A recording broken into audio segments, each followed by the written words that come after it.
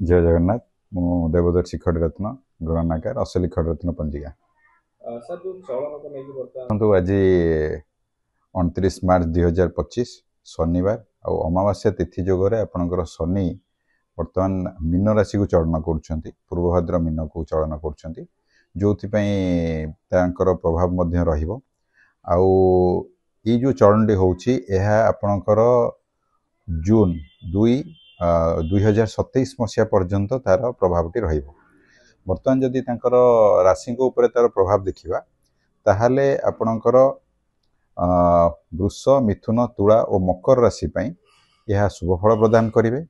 एवं चंद्रंकर शुभाशुभ हेतु वृष मिथुन कर्कट कन्या तुला बिछा मकर और मीन राशि पई मध्य समफल प्रदान करि पारि। यही भितर जो देखिबा ताहाले अत्यंत शुभ फल भितर जो राशि माने रहिचंती से हेले वृष मिथुन तुला और मकर आ जो राशि माने विशेष सतर्कता अवलंबन करेंगे से माने होचंती मेष सिंह धनु और कुंभ राशि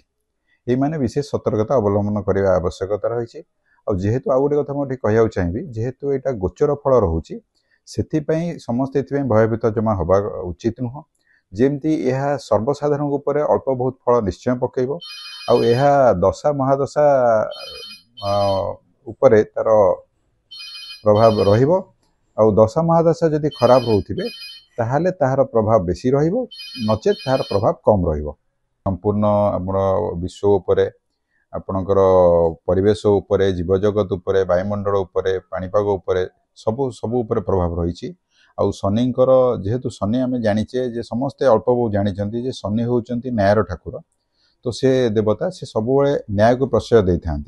और बर्तमान भी जो फलाफल जी भी जो माने भी लाभ करेंगे ताहा तांकर कृतकर्म ही से माने भोग करेंगे से जदि समस्ते धर्म न्याय मार्ग रे रहिबे ताहाले कौनसी प्रकार कुफल भोगिबा संभव हेबो नाही। बर्तमान जदि विश्व उपरे तार प्रभाव देखिया चाहिए ताले जेहेतु बर्तमान मीन राशि को चलन होउचंती बर्तमान जेमती आपनकर परिवेश बहुत प्रभावित होइकी अछि जलवायु परिवर्तन घटुची एवं युद्धर विभीषिका जारी रही से सामान्य वृद्धि घटव युद्ध विभीषिका जारी रहिबो एवं प्राकृतिक विपर्यय विशेषकर आपणकर जल भाग एवं द्वीप समूह उपर यार विशेष प्रभाव रहिबो आउ भूमिकंप प्राकृतिक विपर्यय क्षयक्षति वृद्धि घटव एवं एथिरे कृषि एवं विशेषकर मरुड़ी परिस्थिति सृष्टि होबार संभावना मध्य रहुअछि। आउ सेमती आपणकर जदि मानव समाज उपरे देखिबे ताहाले आपणकर असामाजिक तत्वर वृद्धि देश विरोधी शक्ति मानकर कार्यकलाप से माने वृद्धि करिवे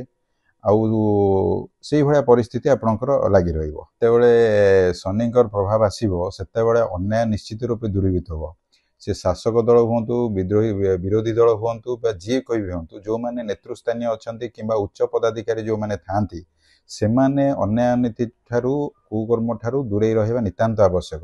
कारण जितेबाला शनिकर दृष्टि आसो से जी भी अन्याय नीति करुवे तार प्रभाव पड़ो से बारंबार मुझे कहना चाहिए से शासक हूँ कि विरोधी हूँ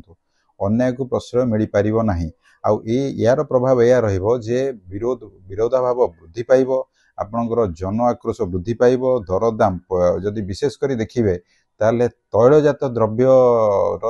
दरदाम अनियंत्रित होबार संभावना रोचे जो थे कि आपणकर जनसमाज एवं विरोध भाव वृद्धि पाइब।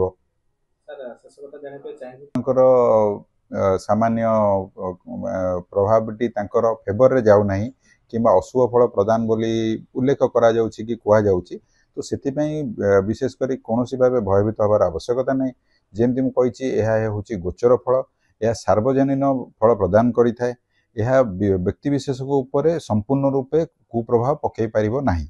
आउ सेतिपई जो माने टिके खराब रोचे से माने साधारणतः निजे कर्म एवं धर्म एवं न्याय मार्ग रे परिचालित हेबे। शनिवार दिन आपणकर